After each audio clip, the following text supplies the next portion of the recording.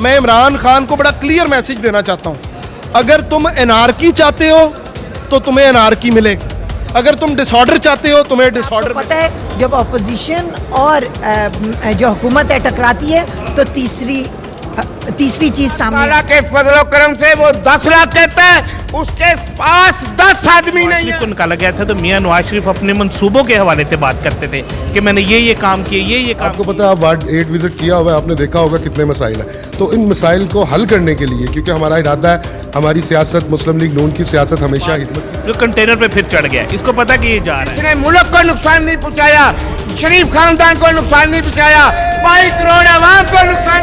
उनके साथ मसला नहीं चाहता कोई, ना मेरे से डरा ना मैं किसी से। इंशाअल्लाह अल्लाह ताला के फजल करम से हम डी चौक में जाएं। लोग बहुत परेशान हैं, एक कचरे की वजह से, बिजली की वजह से और गटर लाइंस की वजह से। बिस्मिल्लाहिर्रहमानिर्रहीम। नाज़रीन, मैं हूं आपका होस्ट साजिद अब्बासी 8 न्यूज़ से। आज हल्का 131 के मेन ऑफिस के अंदर मौजूद हैं। ख्वाजा साद रफ़ी का ये ऑफिस है। वार्ड 8 के हवाले से मीटिंग की गई, जहां पे हमारे साथ मौजूद है 9 मुंतखब मेंबरान Walton cantonment board ward number 8 से, चौधरी इशारफ सोल साहब। हम इनसे बात करेंगे आज की मीटिंग का एजेंडा क्या था। अस्सलाम वालेकुम सर। वालेकुम अस्सलाम जी। सर, पहले तो आपके टाइम देने का बहुत शुक्रिया। आज के मीटिंग का बेसिकली एजेंडा क्या था? आपका बहुत बहुत शुक्रिया जी, आपने हमें इस काबिल समझा कि हमारा इंटरव्यू भी आप चला सकें, तो सबसे पहले तो आपका बहुत बहुत शुक्रिया। आज की मीटिंग का एजेंडा जो था, हमने ये मीटिंग पहले भी प्लान की हुई थी। मैं बेसिकली 5.5 माह पहले इलेक्शन में मुंतखब होके as a member cantonment board में इलेक्ट हुआ। आज 5 माह बाद भी बोर्ड मीटिंग अभी तक नहीं हो सकी।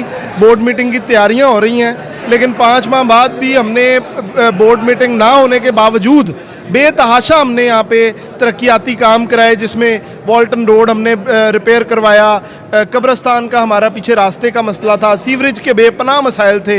हमने बोर्ड की मदद से, कंटोनमेंट बोर्ड के अफसरान की मदद से, मैं उनको भी सराहना चाहता हूँ आज, क्योंकि ये काम उनके बगैर भी नहीं हो सकता।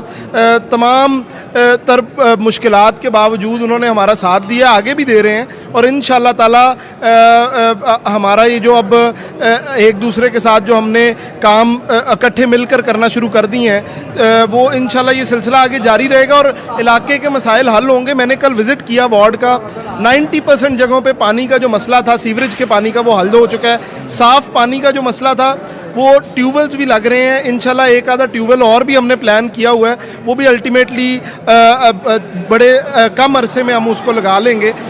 आज का एजेंडा ये था कि एक तो हम अपने दोस्तों को आगाह करें, अपने मुस्लिम लीगी साथियों को आगाह करें कि हम क्या क्या काम हम तरक्याती करवा चुके हैं और क्या क्या हमने करवाने हैं। दूसरा आज का हमारा जो एजेंडा था वो ये था कि हम अपनी तंजीम के अंदर से और इलाके के अंदर से हम कोऑर्डिनेटर्स अपॉइंट करें, क्योंकि मैं समझता हूँ इलाका तब तक तरक्की नहीं कर सकता जब तक इलाके के लोग उस इलाके को बेहतर करना ना चाहें। तो इलाका मकीनों से भी आज मैंने गुजारिश की है कि आप हमें कोऑर्डिनेटर्स दें, ताकि हम उन कोऑर्डिनेटर्स की भी जिम्मेदारी लगाएं जो वॉलंटियर करना चाहते हैं, जो काम करना चाहते हैं इलाके के लिए।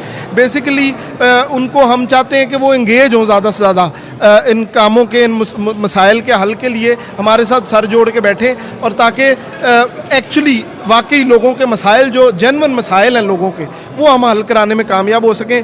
उसके अलावा आज की मीटिंग का एक तीसरा एजेंडा ये था, और जो सबसे ज़्यादा ज़रूरी एजेंडा था वो ये था कि जिस तरह इमरान खान और इसके ये गुंडे बदमाश हमारे MNAs को थ्रेट कर रहे हैं, हमारे MNAs को धमकियां दे रहे हैं। वो कह रहे हैं कि जी कोई गुजर के अंदर नहीं जा सकता, कोई बाहर नहीं जा सकता, हम 10 लाख लोगों को लेकर आएंगे, हम ऐसे करेंगे वैसे करेंगे।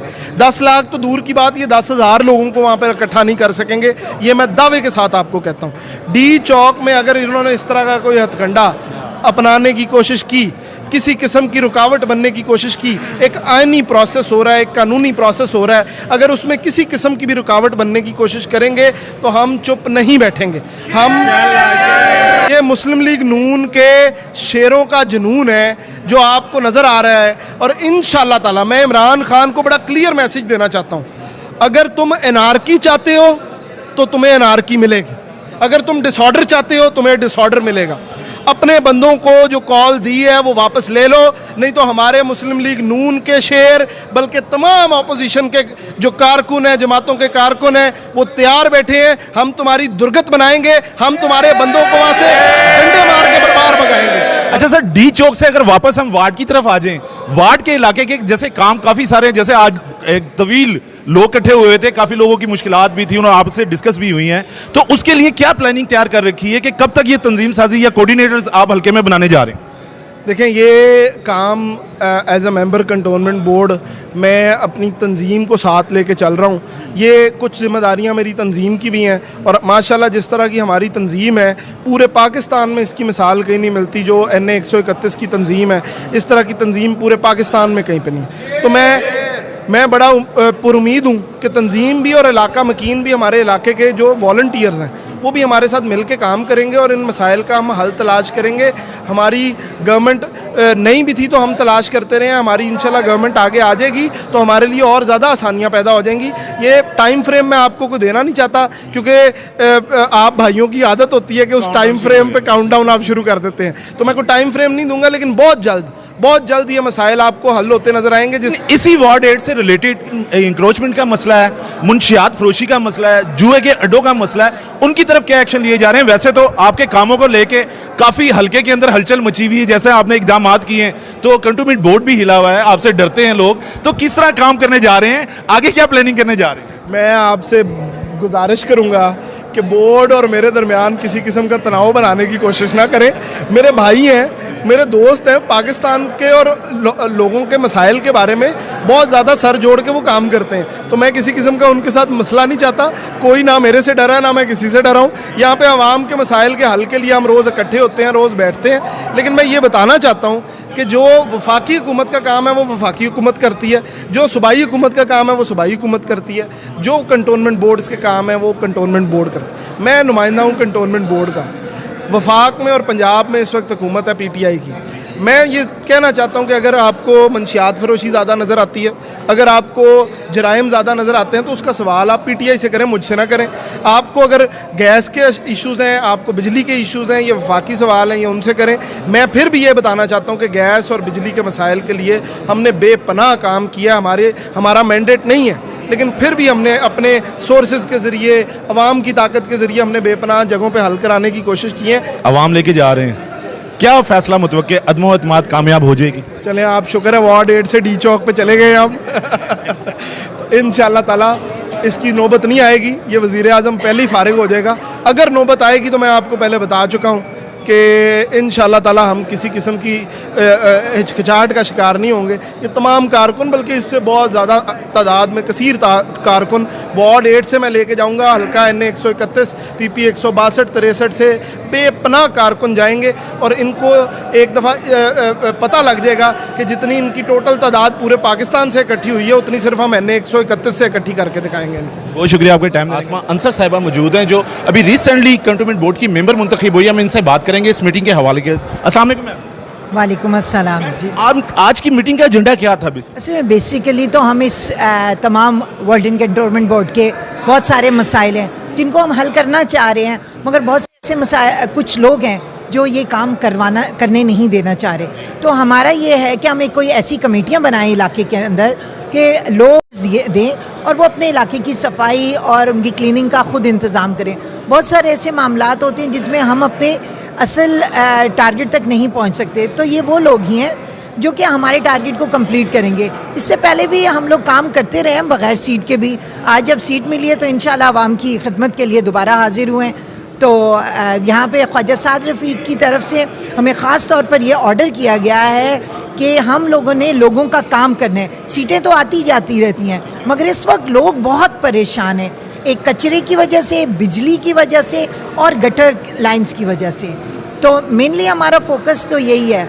बाकी आप लोग मुल्की हालात तो देख रहे हैं कि मुल्की हालात किस तरफ जा रहे हैं। दुआ अल्लाह ताला से ये कीजिए कि ये टकराव की तरफ ना जाए। आपको पता है जब अपोजिशन और जो हुकूमत है टकराती है तो तीसरी चीज़ सामने आ जाती है।